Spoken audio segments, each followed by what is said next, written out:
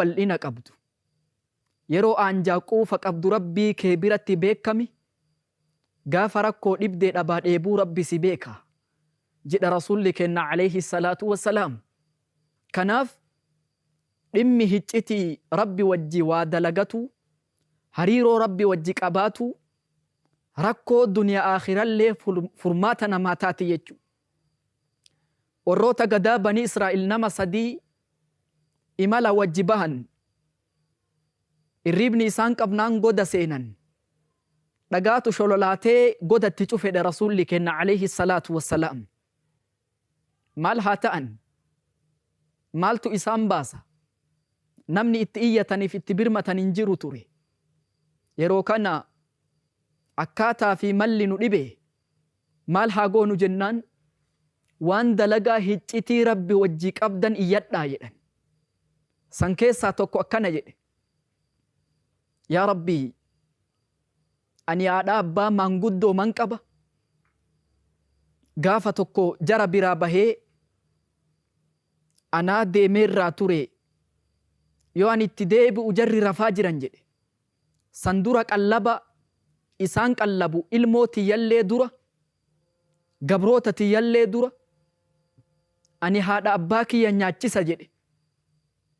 Har'a garuu osoo ani isaan hin obaasin osoo ani isaan hin nyaachisin hin rafan jedhe. Irrii ballee kaasuu jibbee osoo ijoolleen luka jalaa na iyyitu aanan kokkobbee takkii weelkatti qabadhee aga lafti bariitu eegee isaan kaanan itti kenne yoo fuula kee barbaacha ficcitii sansii jecha akkana godhe rakkoo kana furmaata nuu ta'in iyyata tokko 3 jara keessaati. Dhagaan xiqqoon siiqamedha rasuulli alayhi salaatu wassalaam.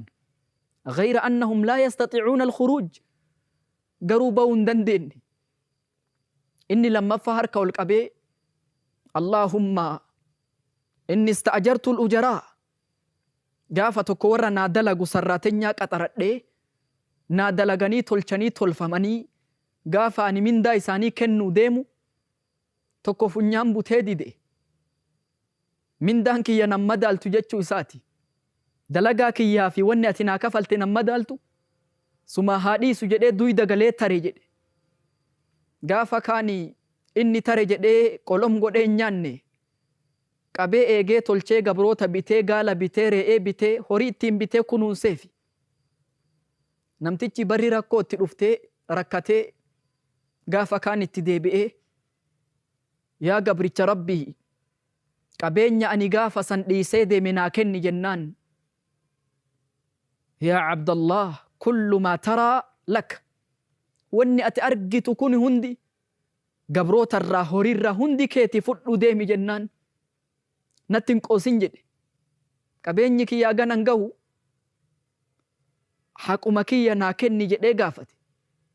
Lakki keetii fudhu tokko nan bisin jennaan osoo tokko nan bisin hundaa oofatee tare. Yoo sii jecha akkana godhu taate yaa Rabbi har'a rakkoo kana keessaa nu furi jedhee iyyata gara Rabbii galfate.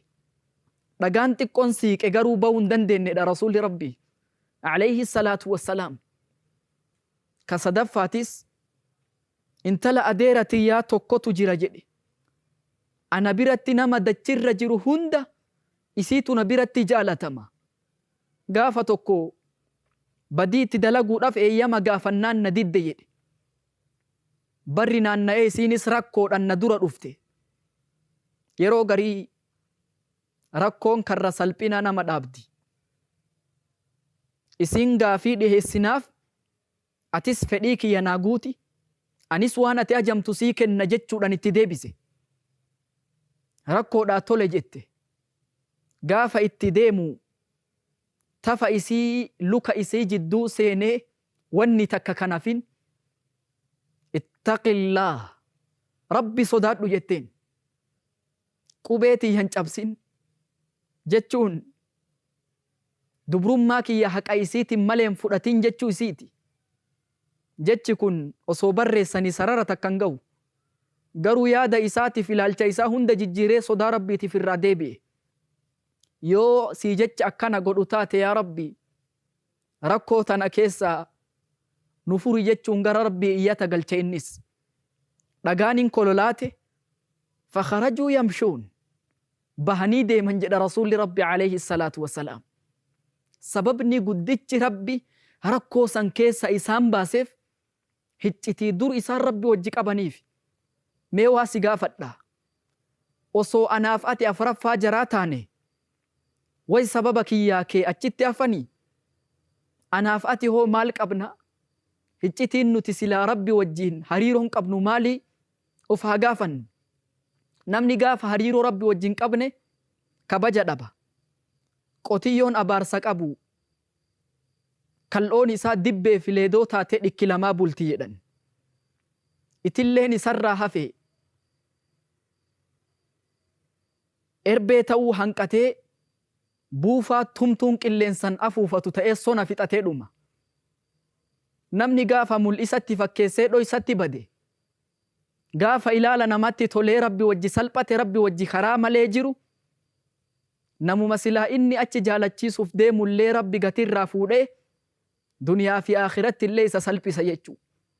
Hiccitii wanni silaa rabbi wajji qaban kun ardhaa duniyaa furmaata rakkoo, borii akhiraa milkii jannataati. رب وجه هجتي هاكبا نندام سكية. هذا وصلى الله وسلم على نبينا محمد وعلى آله وصحبه وسلم. والسلام عليكم ورحمة الله وبركاته.